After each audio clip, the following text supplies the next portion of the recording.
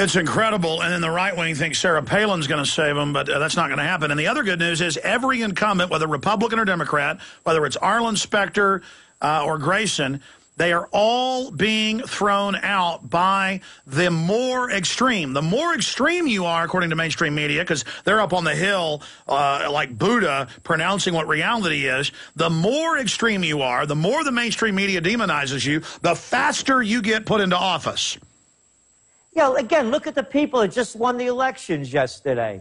Oh, you're real fireballs out there in California for governor and senator.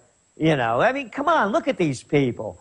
What did this woman Whitman spend? $80 million? I mean, what are they? What do they do so great? What do they say that's so enlightening?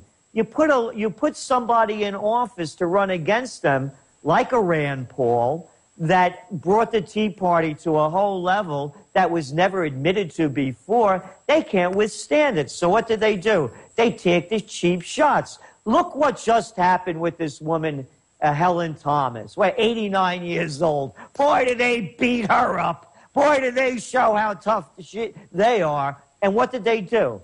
They defused the whole atrocity that Israel committed by boarding the Turkish ships in international waters. Bam!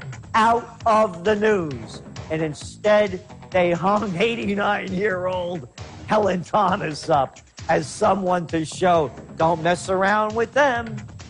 Yeah, that's right. We'll put out the pasture. Old cow can't even stand up. Gerald Celente, stay there. We're going to come back and talk about a host of issues.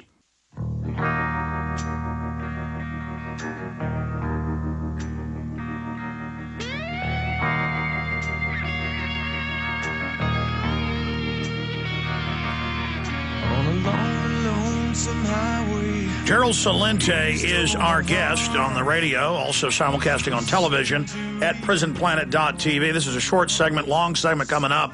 The entire next half hour, the first half hour of the next hour will be your phone calls for Gerald Celente.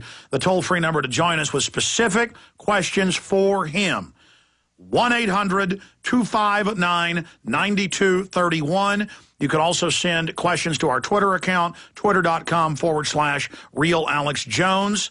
And I'll also bring up some of those questions later in this hour. But the first 30 minutes of the next hour, questions for Gerald Celente. I want to get back into what's happening with North Korea. The media saying bin Laden's now in Iran. He's like a chess piece they move. I mean, they could move him, I guess, to the Amish property they're trying to take right now and say, bin Laden's in a Pennsylvania Amish community. We've got to drop nukes on them. I want to discuss that, what's happening in North Korea. But before we go any further, your trends forecast on the economy. Investment banker, it's going to get nasty. Buy land, barbed wire. That's CNBC. Here's the Wall Street Journal headline. Tax hikes and the 2011 economic collapse. Today's corporate profits reflected income shift in 2010. These profits will tumble next year, preceded most likely by the stock market. And Northcom's in the news today, Gerald, saying Al-Qaeda's going to hit. We got to put army on the streets. Yeah, well, it is collapsing, and there's nothing that they could do to stop it. We saw what's going on in Europe with the Greek tragedy, the $1 trillion that they just spent to help bail out Greece, Spain, Portugal, Italy, and others. And then we heard Angela Merkel, the Chancellor of Germany, say that, this is only a temporary measure. It's not going to fix the problem. Of course it's not. You don't put on more debt on top of old debt to revive an economy, and then plus putting austerity measures into place. So we're looking at the collapse of the crash of 2010. It's going to happen before the clock strikes 2011. Let's look at the facts, Alex. As you mentioned, we said that in 2010 the stimulus money would start to run out. Last week we saw the unemployment numbers come in. They expected 150,000 to 160,000 jobs to be created in the private sector. 41,000 were created out of 95% of all the jobs created in May were census workers. temporary jobs. And to interrupt, Gerald, that's even using rigged numbers. We learn at least 500,000 people are fired and hired each month in the census and then counted as new jobs. So even with cooked books, 95% are government. Right, and then they're going to be gone by the end of the summer. Then what? And I think what you're saying is what we're saying, and that is when all else fails, they lead you to war. And just as we're seeing the ineptitude of the government by dealing with this tragedy in the Gulf with the oil spill, just as we saw their Katrina quality rescue skills, just as they keep fighting losing wars on drugs, just as they fail to improve the education system with leaving no child left behind or any other scheme, just as they lose with health care reform, just as they lose with financial reform, the military are losers too.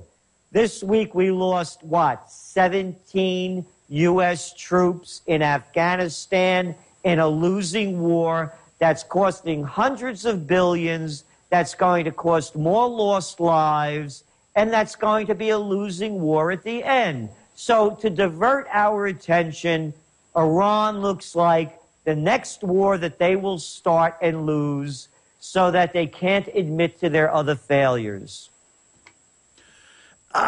Gerald, the CIA, as you know, 2 weeks ago, bragged to the Washington Post that they had put out fake bin Laden videos. So that's now confirmed. We already knew that, but now it's admitted.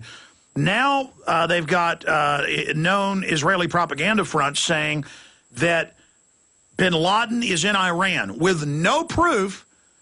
They're just saying this right on time for World War III with Iran. Yes, and this whole Spring Trends Journal is the Great War that the United States and our, quote, allies are leading us to. Look, a couple of weeks ago, we saw the German president resign. And why did he resign? He admitted why they're in Afghanistan, and they're going from baby steps to goose steps. All right, stay there, stay there. Let's come back with the Great War with Gerald Celente, and he's saying he sees the total meltdown this year. So that's less than 6 months. Stay with us. This is Vital Info straight ahead.